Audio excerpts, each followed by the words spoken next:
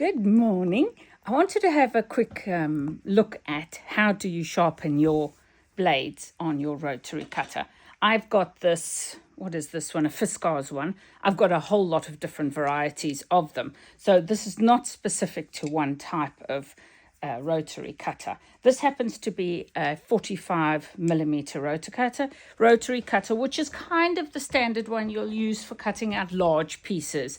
The smaller they are, the better they are for really small projects. Like when I'm doing lingerie, I'll use the 18 or the 22 millimeter as well. But this one is big for straight and longer edges. And obviously, when you're going through a lot of sewing projects, you'll go through a lot of these as well. And I do try and buy good quality ones. And despite that, they do blunt, obviously. Everything that you cut with does. And rather than just throw them away every time, I have for many years had this little device.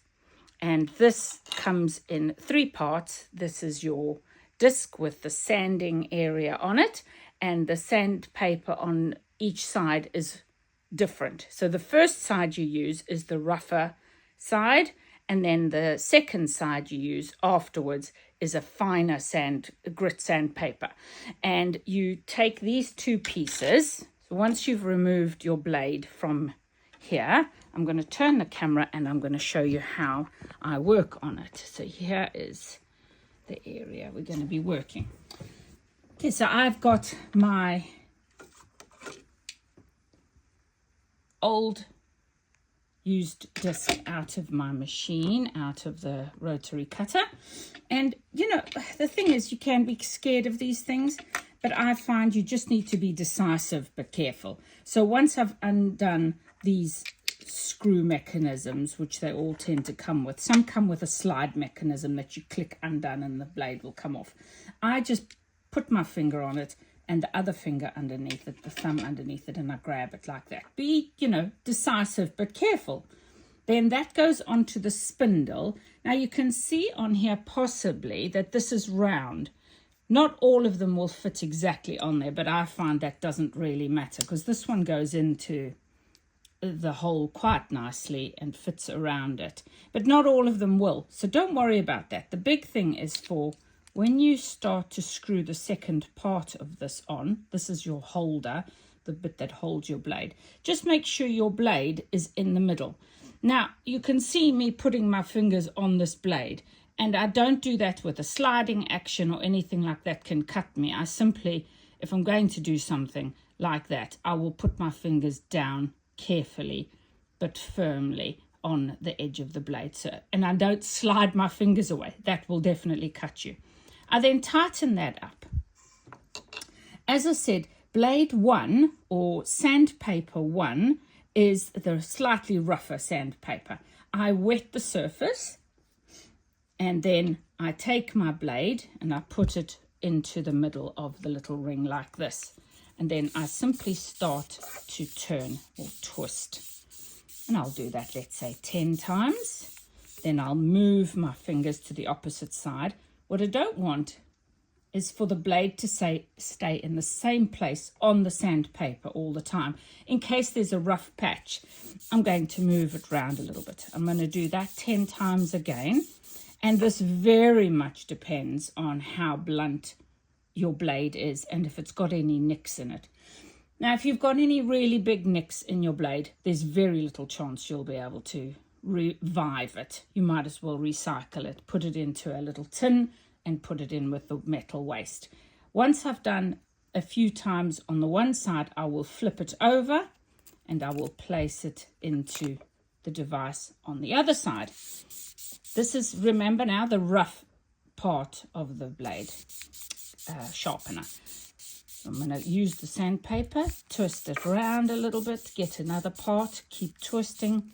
Once I've done that about 10 times, 20 times, whatever you feel you need to, I flip it over now to the opposite side. That is a much finer grit sandpaper, and it'll allow you to smooth out any kinks and nicks in your blade.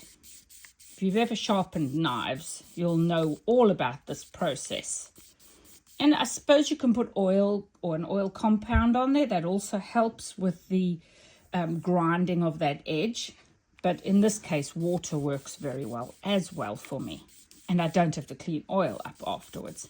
So I've turned it again, 10, 20 times, whatever you feel is necessary. And then I flip it back over and I repeat that on the other side. Now my blade is going to be a lot sharper than it was before. And this, honestly, I've got all sorts of blade sharpening devices. This is the easiest, and for me, I feel the best. Does the job really quickly, manually, without any fuss and bother. When you have a look at this, you'll see it's got a slight concave, convex, or a curved edge. It's not curved, it's a straight edge, but it's not level. It's got an incline towards the center. And that is because your blade, you can't see it, but microscopically, it does have a ground edge on the inside of this blade. So it gets thinner towards the edge of the blade, and that's where your cutting surface is.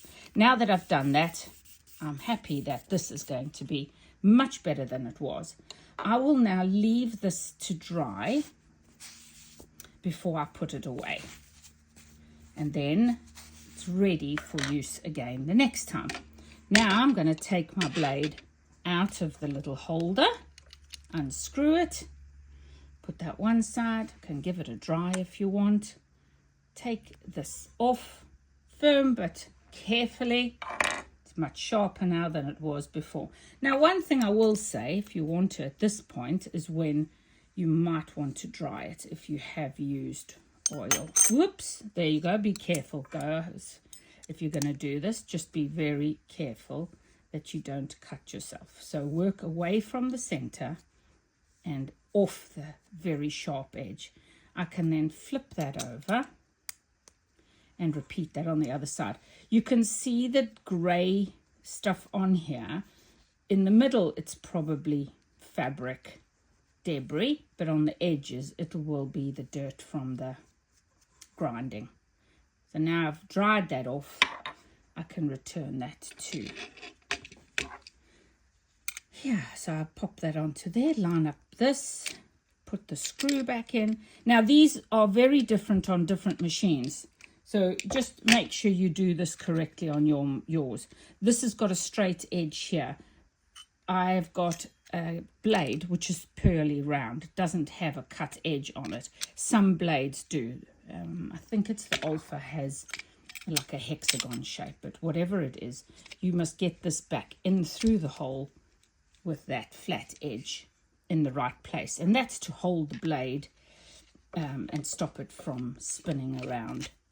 Then I tighten that. Don't over tighten it. And it's ready to go. Interesting, you'll see with this one, it's reversible. So if you're right-handed, you put the blade on the left-hand side. And if you're left-handed, you put the blade on the right-hand side. So you got this option on this one, which is really nice. So there you go. It's ready to use. And I simply put these two pieces together so they don't get lost. Put it together with that. And we are done and dusted. So that is how I sharpen my rotary cutter blades. This one is called a True Sharp, and that's a Tri-Sharp, rather, should I say Tri-Sharp. That's a registered trademark, and it's got a US and a foreign patent on it. But absolutely brilliant. I've had this for well over 35 years, and it's still just as good as when I bought it. So thank you for joining me. Have a wonderful day, folks. Bye-bye. Happy sewing.